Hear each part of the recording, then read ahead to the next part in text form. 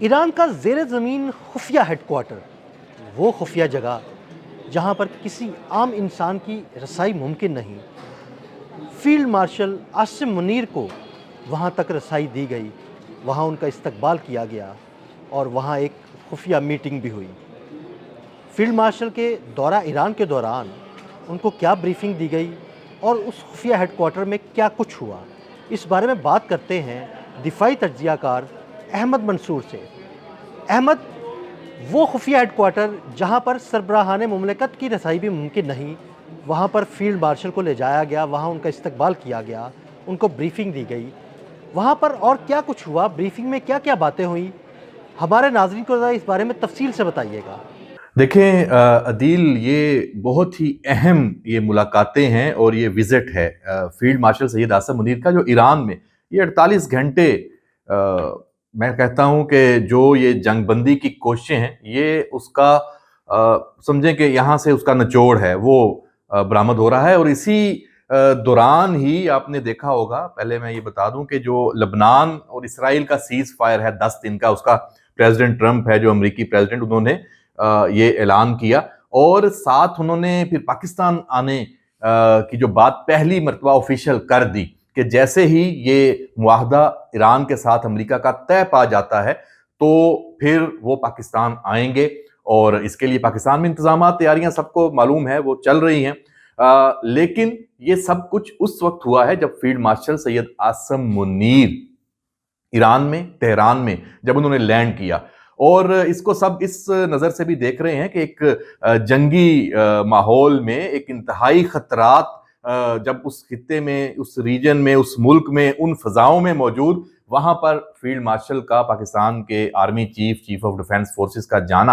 اور جس طریقے سے پھر پاکستان کی جو فضائیہ ہے اس نے تمام تر جو حفاظتی جو اقدامات اور ایک آپریشن، وہ ایک علیحدہ ڈیٹیلز ہیں، اس پہ بھی یقینی طور پہ بات ہوگی اور ہو بھی رہی ہے، لیکن میں آپ کو یہ بتاؤں کہ جو ایئرپورٹ پہ استقبال ہوتا ہے وہاں سے لے کے جو زیر زمین یا جو ہیڈ کوارٹر انتہائی محفوظ مقام پر، یہ کون سا ہیڈ کوارٹر ہے؟ یہ ایران کی فوج اور جو پاسداران انقلاب ہے، یہ ان کے درمیان ایک ہم آہنگی اور ایک آپ کہہ لیں دفاعی جو آپس میں ان کے ایک کوارڈینیشن ہے، حکمت عملی وہاں پہ بنتی ہے، اور یہ ایک آپریشنل ہیڈ کوارٹر ہے، خاتم الانبیاء سینٹرل ہیڈ کوارٹر یہ ایران کا، یہ سب سے اعلیٰ جو آپریشنل اور کمانڈ سینٹر ہے یہ ایران کا، اور جیسے میں نے بتایا کہ چونکہ آپ کو سب کو یہ معلوم ہے کہ ایران میں ایک تو ایرانی فوج ہے اور ایک ایران کے اندر پاسداران انقلاب جسے IRGC کہا جاتا ہے، اور اس کی جو مشترکہ فوجی کاروائیاں ہیں، ان کی منصوبہ بندی ہے، کوارڈینیشن ہے، آپ کو پتہ ہے کہ decentralization command center, command and control کی بھی بات ہوتی ہے کہ یہ جو خاص طور پہ میزائل حملے بھی ایران نے جوابی کیے ہیں اپنے اہداف پہ، چاہے وہ اسرائیل کے ہوں، امریکی جو مفادات ہوں، یا خطے میں جو دیگر اہداف ہوں، تو وہ سارا کچھ تو یہاں پہ فیلڈ مارشل کا موجود ہونا اور ان کے جو کمانڈر ہیں لیفٹیننٹ جنرل عبداللہ، ان سے ملاقات، اور فیلڈ مارشل کے ساتھ پاک فوج کے جو ان کے قریبی آپ کہہ لیں کہ ان کا سٹاف ہے وہ ساتھ موجود، آپ تصاویر میں بھی دیکھ سکتے ہیں، DGMO بھی اس میں موجود، DG military operations major general Kashif Abdullah Pakistan کے، پاک فوج کے، تو بہرحال یہ جو ملاقات ہے یہ ہونا،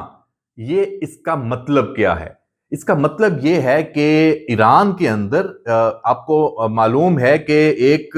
اصلاح پسند حکمران ہیں، یا تھوڑے آپ کہہ لیں صلح پسند کہہ لیں، یا تھوڑا ان کے اندر کچھ لچک ہے، ایک جو بنیاد پرست ہیں، سخت گیر ہیں، انتہائی سخت موقف رکھنے والے، اور دوسرا ان کی جو پوری لیڈرشپ کو اس جنگ میں مارا ہے اور شہید کیا ہے، اور وہ ڈیفینیٹلی ان کے جو ان کے اندر لچک نہ ہونا ایک فطری عمل ہے، اور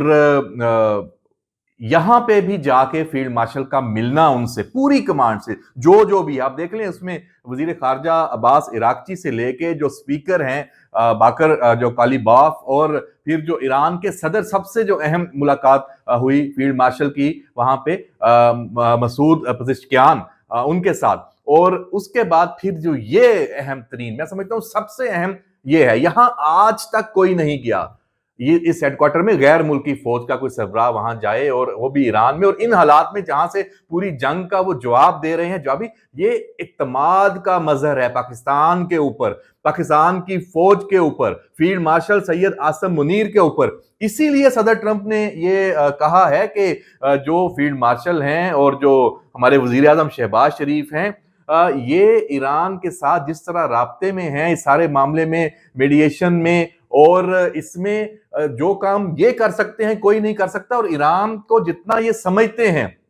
جتنے قریب ہیں، یہ سب سے اہم ہے۔ دیکھیں، آپ ثالثی کا رول تب ہی کر سکتے ہیں جب فریقین دونوں کا آپ کے اوپر اعتماد ہو۔ پاکستان نے یہ اعتماد حاصل کیا، پاکستان کی لیڈرشپ نے یہ اعتماد حاصل کیا۔ یہ نتیجہ اب جو فیلڈ مارشل کا ان حالات میں وہاں جانا، اس نے اس اعتماد کو ایک نئی جہت دی کہ یہ ایسا سنجیدہ ترین ملک ہے، یہ اتنی اس کو پرواہ ہے اس جنگ بندی کے حوالے سے، کہ اس کی جو پوری اہم ترین لیڈرشپ ہے وہ اس وقت ان دوروں پہ ہے، اور تہران کے اندر جا کے رہنا اور ان حالات میں ڈیفینیٹلی یہ تاریخ میں رقم ہوا ہے، یہ ملاقات بڑی اہم ہے، اور میں سمجھتا ہوں کہ اس کا صرف سیز فائر، امریکہ اور ایران کے درمیان معاہدہ، صرف اس سے تعلق نہیں ہے، اس کا پاکستان اور ایران کا جو مستقبل کا ایک منظرنامہ ہے تعلقات کا، اور اس ریجن میں آپ دیکھ لیں اعتماد سازی کا اور آگے مل کر چلنے کا، یہ اس جانب بھی ہے۔ یہ اتنا اس کو آپ غیر اہم مت سمجھیے کہ دیکھیں جو یہ ریلیشنز ہیں، یہ تعلقات ہیں، کہ آپ ایک جنگ سے بھی بچا رہے ہیں، ایک انتہائی خطرات سے بھی، ایک تباہی سے بھی اس خطے کو، تو پھر آپ کی جو ملاقاتیں ہیں، رابطے ہیں، آپ دیکھیں ادھر وہ جو جتنے بھی آپ کو ویژولز نظر آتے ہیں، کتنے ریلیکس چہرے ہیں آپس میں جب آپ بیٹھے ہیں، تو کوئی آپ کو اعتماد آپ کے چہروں سے بھی جھلکتا نظر آ رہا ہے۔ پھر ایران کا جو میڈیا ہے، تجزیہ کار ہیں، یا جو ایرانی لیڈرشپ ہے، ان کے بیانات سے بھی یہ اعتماد اور اطمینان جھلکتا نظر آ رہا ہے۔ اسی لیے یہ اب کہا جا رہا ہے کہ یہ معاملہ بالکل ایک ایسی پیش رفت کی جانب جا رہا ہے جس کی کسی کو توقع نہیں تھی کہ یہ جنگ بندی ہو جائے گی، یہ معاہدہ ہو جائے گا، اور معاہدہ ہونے کی باتیں بھی ایسی کہ صدر ٹرمپ اور ایران کے جو صدر ہیں وہ موجود ہوں گے اس معاہدے میں، ایم او یو میں۔ تو ہم یہ سمجھتے ہیں کہ بالکل یہ ایک تاریخی جو پیش رفت ہے جس طرح یہ ہونے جا رہی ہے، اللہ کرے اس میں کوئی رکاوٹ نہ آئے، کوئی سبوتاج کرنے والی قوتیں ہیں وہ اس وقت تو بالکل منظر سے ایک طرح سے غائب ہو چکی ہیں، اور ان کو بڑی